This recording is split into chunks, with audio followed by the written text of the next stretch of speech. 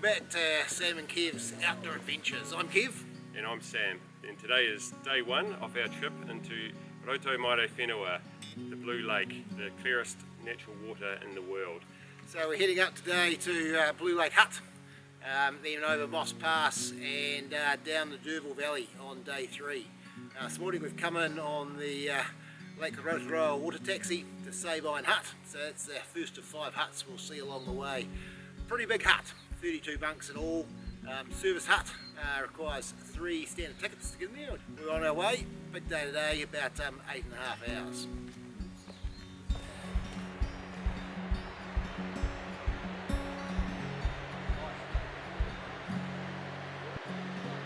So from the Sabine Hut, there's a huge number of places you can go. There's tracks to the Speargrass hut. You can go over Mount Cedric to the Lake Angeles hut. You can head along the front of Lake Rotoroa to the Derville hut and up to Mount Misery. And of course where we're going, up the Sabine Valley. So fantastic opportunities all around. Great place to base yourself, things you want to see around in the Nelson Lakes region.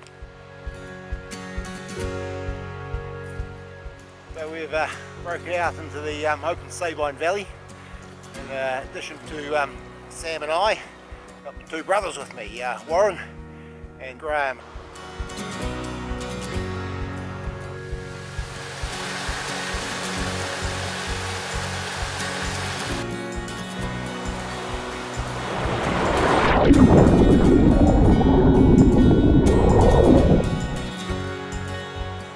So we've made it to the West Sabine Hut. Took us about 4 3/4 hours coming up from the Sabine Hut. So West Sabine Hut in behind me, 30 bunks, again a serviced hut, so 3 standard hut tickets, and this is where we join on with the Rotomairewhenua trail. So those are heading southbound, which is the direction we're heading, to Rotomairewhenua and Blue Lake Hut. Those are going northbound over the Travis Saddle into the Travis Valley and onto Lake Rotoroa.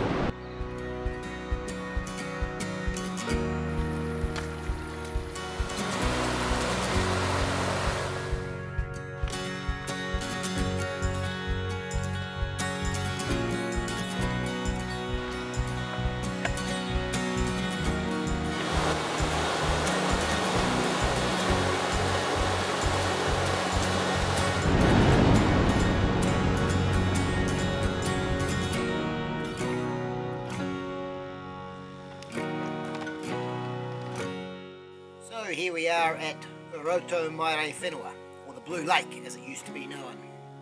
The clearest water in the world. Interesting lake though. It wasn't really realised until about 2001 when a guy called Rob Merrilees, who was working for NEVA, walked past and noticed the fantastic colours in the lake and the lack of plant material. And I wondered what the clarity of the water was compared to Waikoru Pupu Springs up near Takaka, which was considered our clearest springs at the time. It wasn't until 6 years later when he came back equipped with a black disc, 50-metre tape, a little bit of clothesline from the Blue Lake Hut, some old bootlaces, and realised the clarity was very, very high, well over 60 or 70 metres.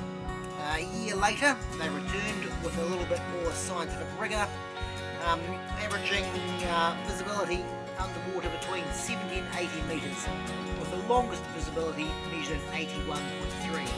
That is up compared to distilled water of 83 metres. So pretty amazing.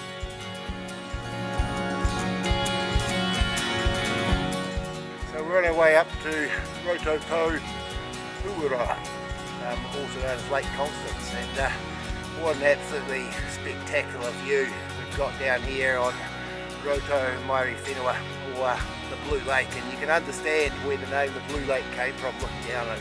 Absolutely amazing. And just the general feeling from people, there's a few people at the hut here, the general feeling is of amazement and wonder, I guess, and a connection to this place, and I guess that's why it is a spiritual place, particularly for iwi historically in this area. Okay, so we've made it to Rotomairewhenua, Lake Constance. It's about a half an hour to 45-minute walk uphill from Blue Lake. An amazing spot, very, very large alpine lake. Not quite as clear as the Blue Lake, but the reason for that is there's a very, very large ancient landslip here that the Lake Constance drains down through into the Blue Lake, and that filtration that it provides that creates the clarity for Blue Lake. The other thing to remember about Lake Constance is its significance to iwi. In ancient times they used to cleanse the bones of their dead. Females for Lake Constance, males in Blue Lake. And that cleansing ceremony was to release the spirits on their journey to the afterlife. So that is why these lakes are tapu and sacred to iwi. So morning of day 2, pack up our tents that we stayed in last night. So there's a couple of dedicated spots for tents here at the Blue Lake Hut. It's one standard ticket for a tent spot. The hut itself built in the early 1970s, about 16 bunks, and again a 3 standard ticket. Also just over here we have the wooden hut that the warden stays in. That used to be Haystack Biv from up in Thousand Acre Plateau that's been moved down here, so quite nice looking that is as well.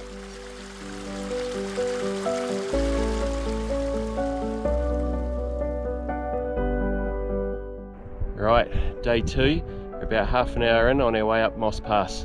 Very, very steep climb to start the morning, but the views are very, very rewarding, even this early on into the trip. Behind me you'll see Blue Lake, and the sun is just about to hit that this morning, and it's pretty spectacular.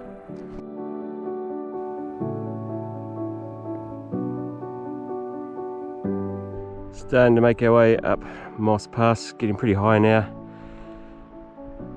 What a beautiful area. And that wee notch up there, that is where we are crossing over. That is Moss Pass. We're about 2/3 of the way up Moss Pass. Have to say, she's pretty hot, pretty steep. Got the sweat going a little bit. But fantastic views down the valley. Fantastic views at Rotomairewhenua. Just looks so great from an altitude when the sun hits it and you see the blues and the greens in it. But onwards, up the rest of it we go.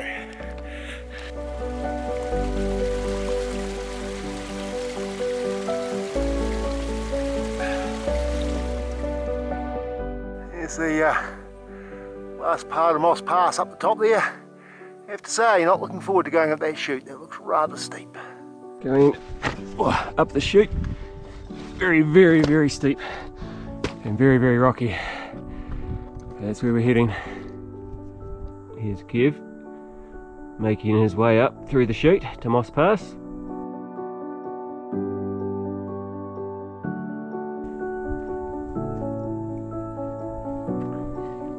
How was it, Kev?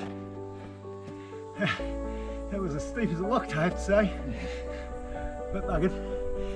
There's the top of the chute, disappearing into nothing. Here we are at the top of Moss Pass. Absolutely spectacular day. Brilliant views. We can see over into the Valley behind me. A little bit of snow still in the mountains.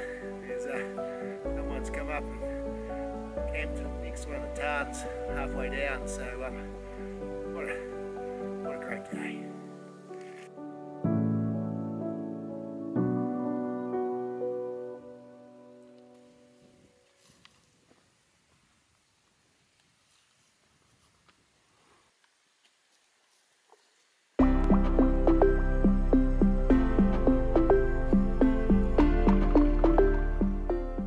We can see Moss Pass where we've come down from. So on our way down there we have Mount Ella in the background, altitude 2253 metres, and it's what the Ella Hut was originally named after until it's got its name changed. But that's where we're off to now.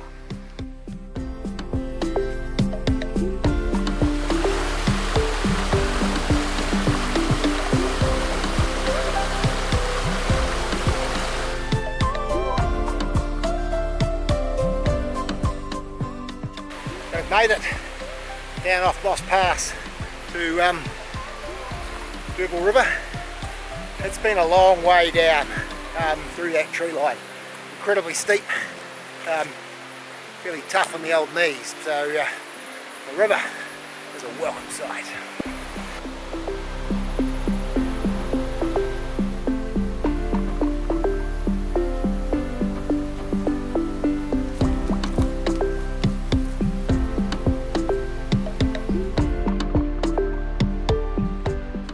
So here we are at the Lyon Hut. It used to be called the Ella Hut, but got renamed George Lyon after the original park ranger here in the Nelson Lakes region. So 16 bunks, split into 2 bunk rooms and a log burner right next to the river, so lovely wee place. So we're just coming to the end of day 2, another 8-hour day. We're just setting up camp and we've found this beautiful spot just by the river's edge off the Derval River. Just take you on a quick tour of the campsite.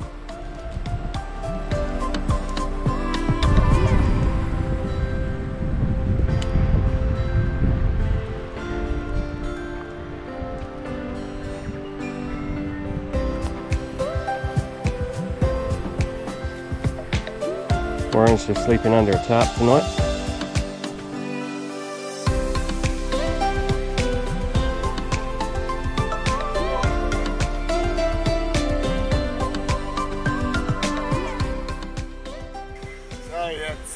It's day 3. We've got about a 5-hour walk out to Derval Hut, probably 1 hour to Derval Hut. So it's been a nice night, a little bit of low cloud, which we come out nice and sunny. So we've got another good day.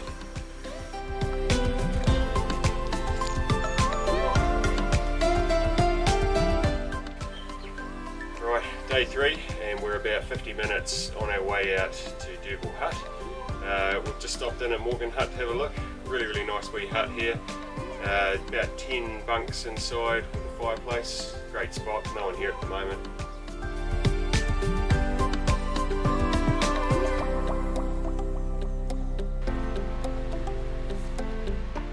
So we're making our way along from MOKKA Hut towards Derval Hut. Walking's been pretty nice so far, pretty much since we've left our campsite this morning. Been following the river. Most of it's been quite flat. We've sort of been coming in and out of river flats and into the forest. Probably a little bit better than what it was down from the George Lyon Hut, where it seemed to go up and down quite a lot. Well, that may have just been because we had tight legs, but we're making pretty good progress down here at the moment. So it appears as though I've tempted fate a little bit with my easygoing comments as we've come into a rather large uphill section to, I assume, bypass a gorge. So just on our way back down to the river now, and hoping more easy going. So we've made it to the turn off to the Rotomairewhenua track.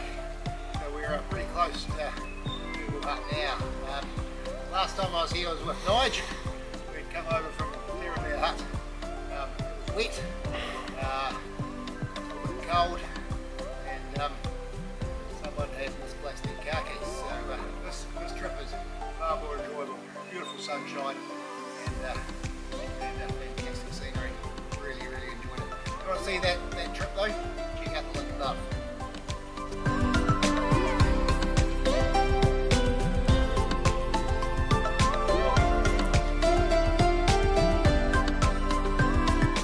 Lake Rotoroa taxi.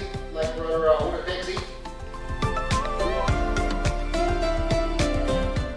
So there we go, that's the end of our trip up to Rotomairewhenua in the Blue Lake Hut, from Sabine Valley around to the Derval Valley over Moss Pass, and finally finishing at the Derval Hut where we're waiting for the water taxi.